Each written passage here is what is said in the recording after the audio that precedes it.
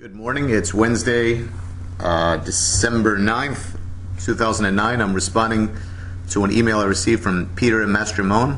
It says, Mr. Al-Khattab, my name is Yusuf Al-Khattab. Mr. Al-Khattab, it says, I'm sure you're aware that a Jewish group, I'm sure you're aware of the protest a Jewish group plans to hold outside your home and office. We'll be doing a story on that. And I want to make sure we include your side of things, so I hope you can answer just a few questions, and of course add anything you wish. If you could do that tonight, that would be ideal for our deadline, though any time before 11 a.m. tomorrow would suffice. Okay, question number one. What is your reaction to the protest plan, specifically how the group says they want to drive you out of Queens? I can make this very long. I'm going to make it very short.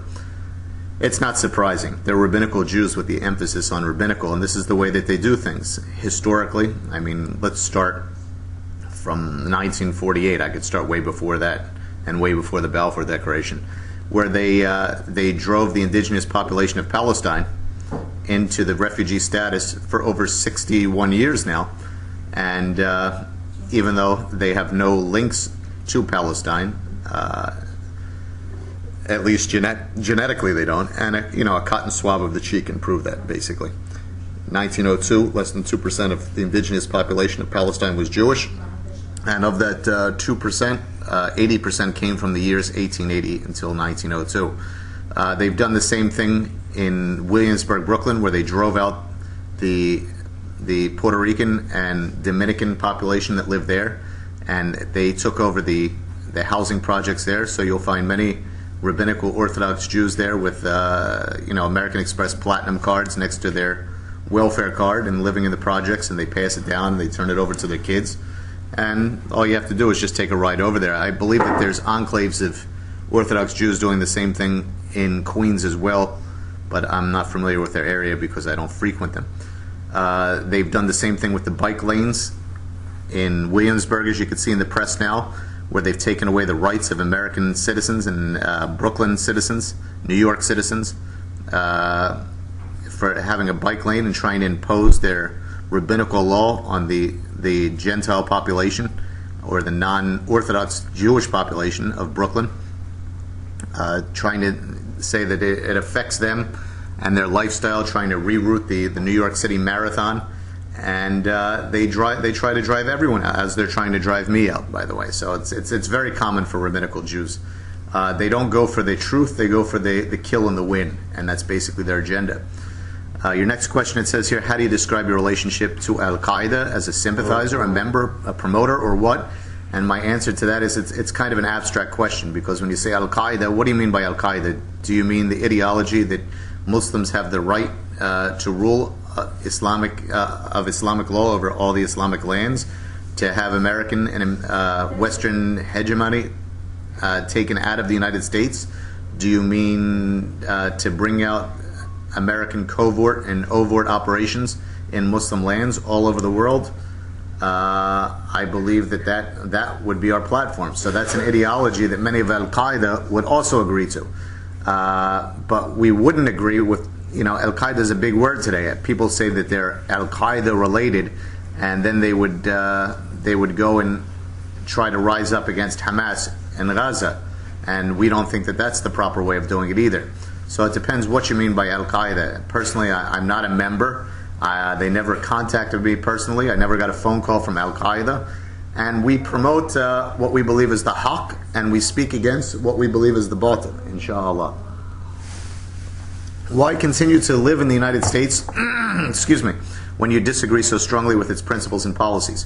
Well, come on, Peter. I don't think we're the only ones. You could ask those anarchists in Jackson Heights the same question.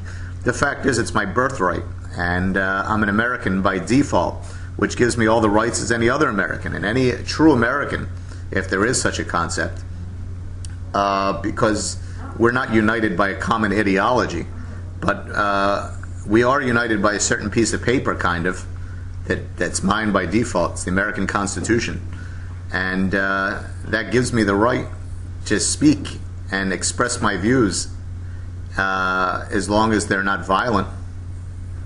Pretty much, we pretty much have freedom of speech. Of course, we have freedom of speech in this country as long as you have tenure, or as long as you own your own business and you don't work with the Jewish community.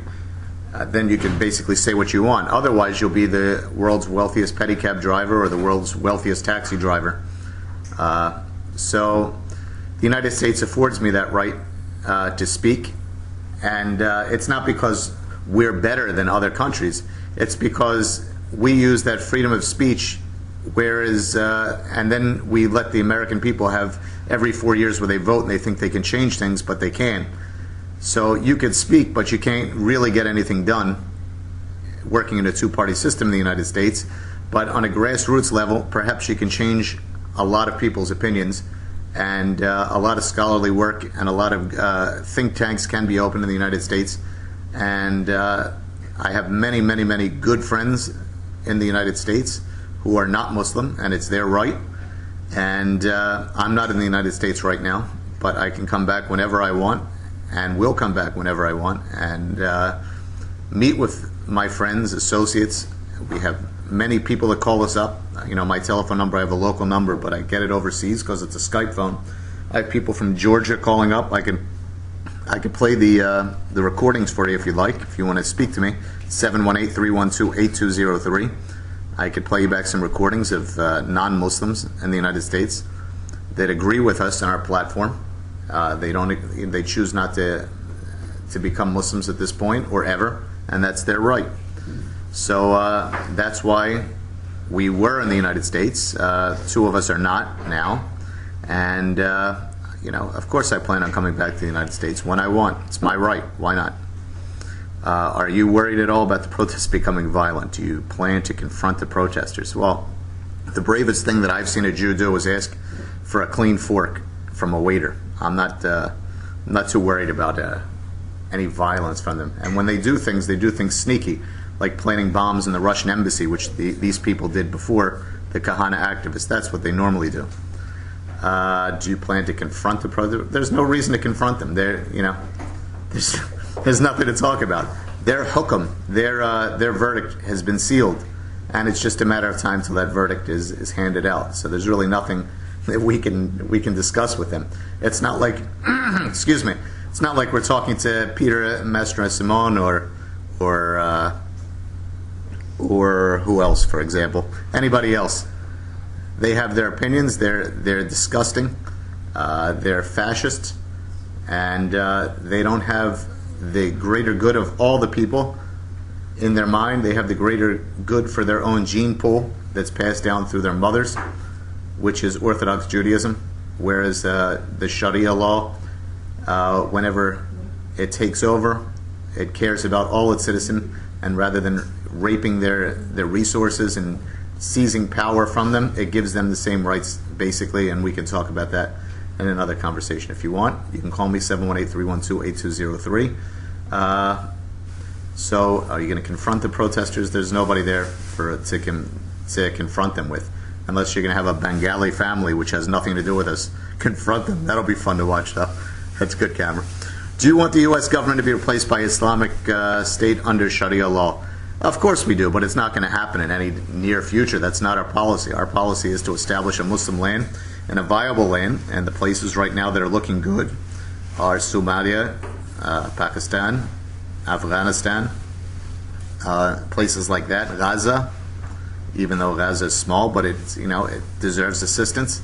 So it's very clear in our mission statement what we stand for, and it's not about making the United States an Islamic country and being a political party to make the United States an Islamic country, because it will eventually, inshallah. It could be hundreds of years down the line, but it's really not our platform, and you can see that from our dawah. But our platform is to work on a grassroots level and to speak about the option of Islam, and Islam as a solution to all the woes and afflictions of the American people.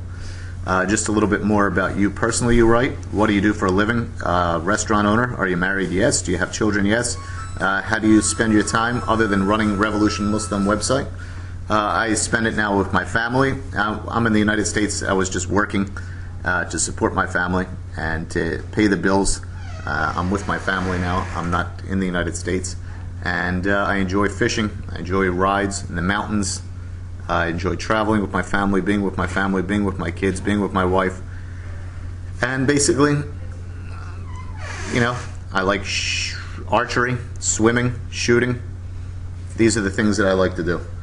And that's basically it. And then you write, thanks for taking the time to answer these so we can have a balanced story. Feel free to call if you wish, though tomorrow is our deadline, so time is tight. Regards, Peter. Okay, Peter, take care. Thank you very much for emailing me, and I hope this assists you, inshallah. Take care.